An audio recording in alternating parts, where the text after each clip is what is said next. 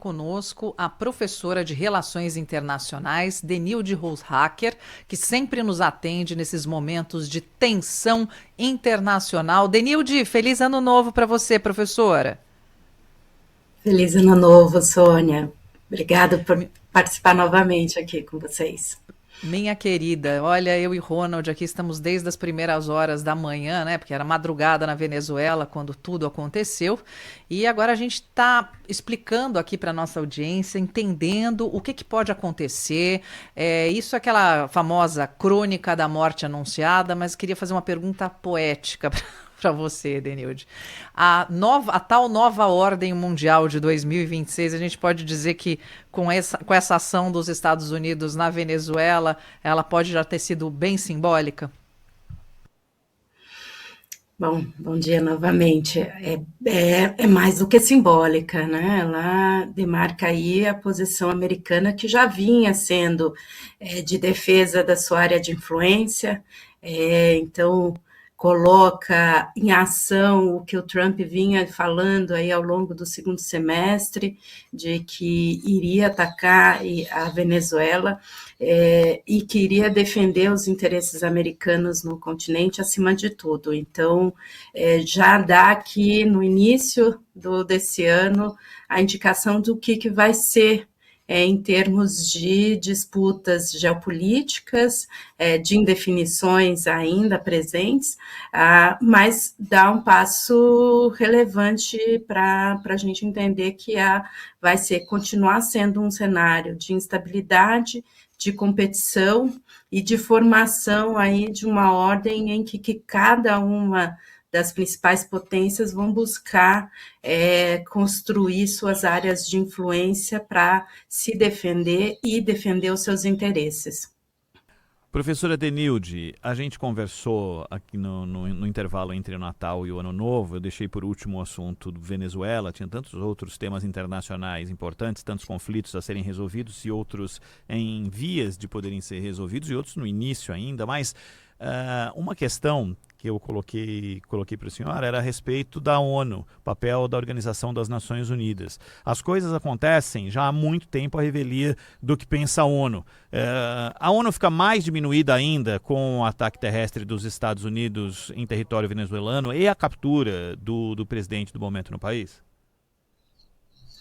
Bom dia, Ronald. Feliz ano novo. Para a senhora também. Obrigada. Olha, fica mais enfraquecida, com certeza a lógica de uma ordem internacional baseada nas regras, na cooperação, fica cada vez mais distante do cenário em que a gente tem hoje. Não só pela posição americana, mas também pela lógica que vem sendo de competição entre China e Estados Unidos, Rússia e Estados Unidos aliados com a China. Então, o que a gente viu ao longo do ano passado, que foi um bloqueio e uma paralisia decisória dentro da ONU, neste caso, então, ela fica ainda mais evidente. Eu não colocaria só a ONU, eu colocaria também a OEA, que é o órgão, a Organização dos Estados Americanos, que em nenhum momento, em toda essa crise, em todas as ações americanas, conseguiu construir uma ação coletiva que pudesse levar uma negociação, e as instituições da América do Sul, que também saem muito enfraquecidas, porque também não conseguiram construir uma saída para a Venezuela que fosse capaz de evitar essa intervenção americana, que já vinha sendo indicada, não é uma surpresa. A surpresa foi a captura do Maduro. Acho que essa é a grande surpresa que nesse processo. E agora a gente tem todas as perguntas de como que vai ser, se é capaz, e aí sim a ONU e as organizações internacionais e os países da região conseguirem fazer com que tenha assim, uma transição. Acho que agora as dúvidas passam a ser como que vai ser após essa captura do Maduro, como que o sistema político venezuelano vai se reorganizar e quais serão as disputas. E o cenário sempre foi um cenário muito complexo de intervenção americana, exatamente porque poderia gerar uma instabilidade interna muito grande, uma disputa entre facções e grupos com a queda do regime. Então, agora as dúvidas se colocam sobre o pós, e também o quanto aí sim as instituições internacionais podem ter um papel de relevância nesse processo. Mas o cenário é pessimista nesse sentido. Pois é, Denilde, nesse momento, aí na nave-mãe em Brasília, está o governo brasileiro reunido para uma resposta conjunta a respeito desse episódio. O que esperar dessa reunião, Denilde? O que esperar da posição do Brasil? Acho que a posição do Brasil ela é sempre muito clara nesses casos, né? O governo brasileiro vai condenar um ataque à soberania da Venezuela, vai se colocar como um país capaz de buscar uma solução pacífica, e aí tentar construir um processo de transição. Hoje a Constituição vigente na Venezuela, o poder passa imediatamente para vice.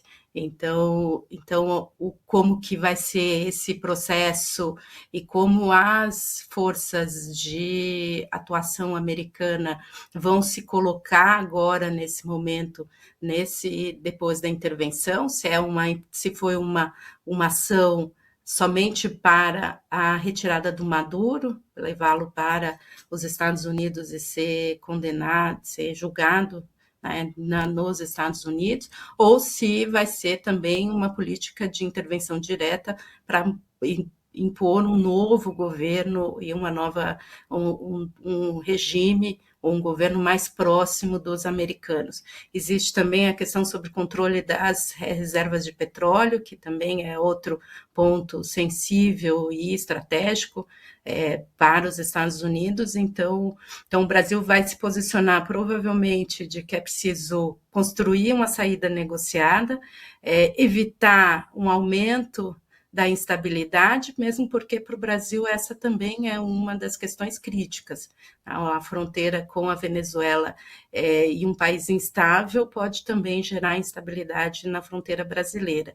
Então, e o Brasil vai provavelmente também buscar uma ação que seja coletiva, apesar das dificuldades que isso tem acontecido na América do Sul. Tirando a Colômbia, que claramente vai se posicionar também contrária à ação americana, tem outros países como a Argentina, como agora o Chile, que pode se posicionar favorável, e isso dificulta também uma ação no âmbito da América do Sul.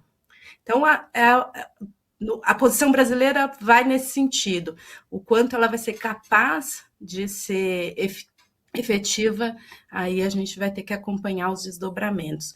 Mas o governo vai tentar usar a sua estratégia de aproximação com os Estados Unidos, de apoio para além dos Estados Unidos. Acho que tem atores aqui que são irrelevantes para a gente acompanhar. A Rússia, que vinha dando apoio ao governo Maduro, a China, que tem interesses também importantes na região e tinha também um relacionamento com o governo Maduro. Então, são players que vão ser importantes também até para reforçar uma posição brasileira contrária à intervenção americana.